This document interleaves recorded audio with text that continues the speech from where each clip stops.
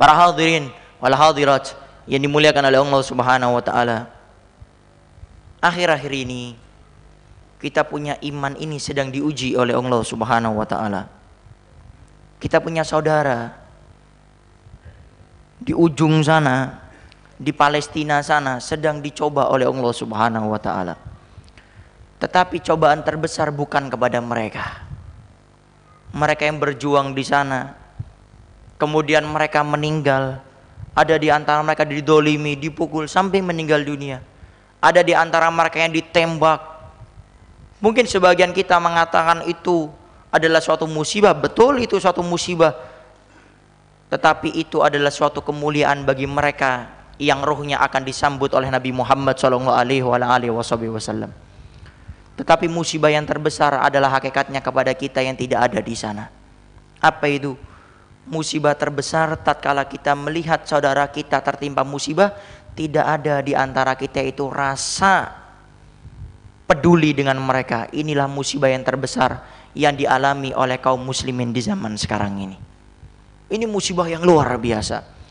Kalau sudah sikap peduli sudah dicabut oleh Allah dalam diri seorang manusia, maka inilah musibah yang paling besar. Tidak ada kepedulian. Sesama orang muslimin melihat pembantaian, melihat kedoliman yang luar biasa, yang sesungguhnya kaum muslimin kalau bersatu pasti bisa untuk menghancurkannya. Tapi kalau sifat perhatian, sifat peduli sudah dicabut oleh Allah Subhanahu wa taala, maka inilah musibah yang paling besar. Untuk masalah ini Nabi kita Muhammad sallallahu alaihi wasallam betul-betul keras. Sampai Nabi sabdakan dalam hadisnya, man la yahtam bi umuri muslimin falaysa minna. Kata Nabi, orang yang tidak peduli, tidak mau tahu, tidak perhatian, kata Nabi, dengan urusan sesama kaum muslimin, kata Nabi, falaysa minna, bukan golonganku. Walaupun mereka seorang ulama, walaupun mereka orang yang punya jabatan, walaupun mereka orang yang memiliki sesuatu yang luar biasa di dunia, kalau tidak mau peduli, tidak mau tahu dengan urusan mereka, kata Nabi, di akhirat falaysa minna, akan diputus oleh Rasulullah.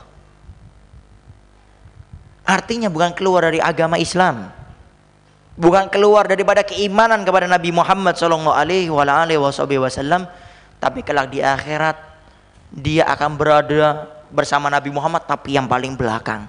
Dan ingat, mahsyar matahari hanya sejengkal, dan orang yang paling belakang paling akan merasakan bagaimana dahsyatnya matahari yang cuma sejengkal itu. Ini yang sudah terjadi di antara kaum muslimin. Bagaimana sikap peduli ini sudah mulai hampir hilang. Dan itu kejadian bukan hanya setahun, 2 tahun, 3 tahun, 4 tahun, sudah bertahun-tahun, bahkan puluhan tahun. Sampai sudah berapa generasi itu. Di kota Palestina sana, Irak sudah dihancurkan, Afghanistan sudah dihancurkan. Sekarang Palestina sedang diserang habis-habisan. Yang jadi pertanyaan, ada orang bertanya dengan orang-orang Palestina sana, kenapa Anda tidak keluar saja dari Palestina? Kenapa Anda tidak hijrah saja agar selesai permasalahan? Apa jawab mereka, orang-orang yang ada di Palestina? Kalau kami keluar, siapa yang akan menjaga Masjidil Aqsa? Kalau kami keluar sekarang, siapa yang akan berjihad melawan mereka? Kalau kami keluar, bagaimana antar kewajiban ini akan Anda pikul juga untuk menjaga peninggalan Nabi Muhammad SAW. Betul-betul mulia, orang-orang pilihan-pilihan Allah. Mereka melihat anaknya dibunuh di depan matanya. Anak kecil melihat orang tuanya dibunuh di depan matanya. Tetapi itu bukan musibah yang sungguhnya, tapi musibah yang sungguhnya tatkala kaum muslimin mengetahui itu, tidak memiliki kepedulian sama sekali. Inilah musibah yang terbesar yang sedang terjadi di kalangan kaum muslimin. Ada seorang bertanya dengan seorang ulama, wahai ulama, tidakkah kita tahu kaum Nabi Nuh, kaum-kaum terdahulu sudah dibinasakan oleh Allah? Ada kaum Samud, sudah di bumi hanguskan oleh Allah. Ada kaumnya Nabi Lut, sudah di bumi hanguskan oleh Allah, semua sudah di bumi hanguskan. Pertanyaannya, kenapa itu Bani Israel tidak di bumi hanguskan oleh Allah di waktu itu? Tersenyum ulama ini, kemudian menjawab, Bani Israel itu sampai detik ini masih ada agar kalian itu berjihad melawan mereka. Kalau seandainya Bani Israel itu sudah di bumi hanguskan oleh Allah, lalu apa tugasmu sekarang ini? Itu tugas untuk kita sebagai umat Nabi Muhammad SAW, memang untuk mempertahankan, untuk berjihad. Makanya itu masih ada. Para hadirin hadirat yang dimuliakan oleh Allah Subhanahu wa taala. Lalu bagaimana sikap kita ini yang berada di luar Palestina? Paling tidak ada 3 sikap yang harus kita lakukan dengan kejadian-kejadian yang seperti ini atau yang akan datang. Tatkala kita melihat saudara-saudara kita berjuang mati-matian di sana, mempertahankan kemuliaan Islam, bukan mempertahankan keluarga mereka, mempertahankan peninggalannya Nabi Muhammad SAW, mempertahankan daripada rumahnya Allah Subhanahu wa taala, Masjidil Aqsa. Bukan keluarga mereka yang dipertahankan, bukan sekedar harga diri mereka, tetapi yang dipertahankan mereka adalah sebagaimana sewajibnya kita mempertahankan juga. Tatkala kita menghadapi seperti ini, paling tidak harus ada 3 sikap yang harus kita miliki. Pertama, kita harus tidak terima. Hati ini harus merasa marah, dan ini marah yang sesungguhnya dianjurkan oleh Allah dan Nabi-Nya Muhammad SAW. Harus ada jiwa-jiwa seperti ini. Bagaimana Nabi pernah mensabdakan dalam hadisnya, man ra'a minkum munkaran falyughayyirhu biyadihi, fa in lam yastati fa bilisanihi, fa in lam yastati fa biqalbihi, wa dzalika adaful iman. Kata Nabi, kalau engkau melihat kemungkaran, hilangkan kemungkaran tersebut dengan kekuasaan yang kau miliki. Dengan jabatanmu, engkau lihat kemaksiatan, hilangkan. Makanya kalau ada kemaksiatan di satu desa, di satu kota, di satu negara, pertama kali di akhirat yang akan dituntut oleh Allah ke surga atau neraka, ya mereka itu pemerintahnya. Di satu RT, di satu RW, di satu desa ada kemaksiatan. Saya contohkan saja, ada satu panggung, kemudian di panggung tersebut ada seorang perempuan berjoget, kemudian buka auratnya. RT, RW, camatnya dan jajarannya membiarkan itu, pertama kali diseret oleh Allah ke neraka itu mereka terlebih dahulu, karena dengan kekuasaannya membiarkan hal tersebut. Di satu kota ada kemaksiatan yang merajalela, bahkan sudah menjadi identik. Kota ini dijuluki dengan kemaksiatan ini.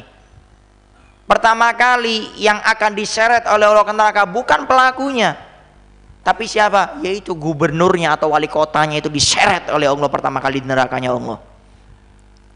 Kalau di satu negara terjadi kerusakan yang luar biasa, kemaksiatan yang merajalela, bahkan sudah tersusun rapi, orang-orang yang bermaksiat itu nomor 2 diseret oleh Allah ke neraka. Tapi yang pertama kali diseret oleh Allah ke neraka ada presidennya, terlebih dahulu akan diseret oleh Allah ke neraka.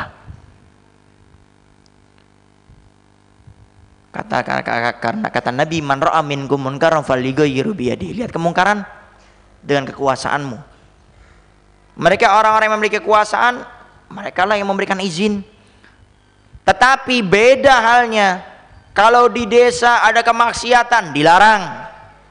Maka pertama kali masuk surga bukan ulamanya, tapi mereka aparat pemerintahan desa. Di satu kota terjadi kemungkaran, tidak dikasih izin, bahkan nonaktifkan, tidak diberikan sama sekali perizinannya. Pertama kali masuk surga bukan ulama kota tersebut, tapi aparat pemerintahan kota tersebut.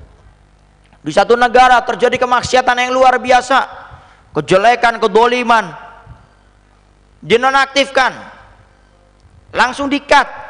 Maka pertama kali masuk surga bukan ulamanya, tapi adalah aparat pemerintahan, presidennya terlebih dahulu yang akan masuk surga. Tinggal bagaimana, kata Nabi, engkau ini menggunakan kekuasaanmu untuk menuju surga atau untuk menuju neraka. Imam Syafi'i radhiyallahu anhu waktu ditawari untuk menjadi seorang qadhi, kalau kata orang sekarang hakim, nggak mau, lari sampai keluar daripada desanya. Saking takutnya beliau untuk menjadi orang-orang yang kelak akan diminta oleh Allah pertanggungjawabannya di akhirat. Itu adalah dengan kita merasa tidak terima di hati kita. Yang kedua, dengan kita mendoakan. Kalau kita merasa tidak senang dengan mereka, kita belum bisa ke sana, doakan setiap sholat. Boleh berdoa macam-macam, tapi untuk yang ini doakan khusus. Ya Allah, saya punya saudara. Atau kita dalam sholat ada namanya kunut nazilah, baca. Doakan mereka agar diberikan kemenangan oleh Allah, agar dihancurkan musuh-musuh Allah yang ada di sana. Kemudian yang terakhir, yang ketiga, ambil hikmahnya. Ini yang ketiga yang sering kita lupakan. Apa hikmah terbesar itu? Bagaimana mereka kuat, orang sedikit tapi kuat. Apa itu persatuannya yang luar biasa. Ini yang harus kita ambil. Di negara kita Indonesia bukan suatu yang mustahil kita akan dijajah juga. Tetapi selama kita bersatu, maka itulah yang akan menjadi kekuatan kita di Indonesia ini. Dan tatkala kita akan bersatu, tentunya harus memiliki seorang pemimpin.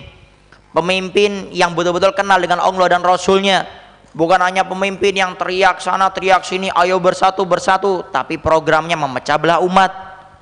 Ayo bersatu bersatu bersatu, tetapi programnya selalu menghancurkan umat. Yang jadi pemimpin adalah orang yang paling takut kepada Allah. Yang jadi pemimpin adalah orang-orang yang betul-betul kenal apa itu arti kedamaian, betul-betul kenal apa itu Islam yang membawa rahmatan lil alamin. Bukan hanya sekedar orang-orang yang teriak kedamaian, yang teriak untuk selalu bersatu, tetapi dalam dirinya selalu mencerminkan untuk bercerai-berai.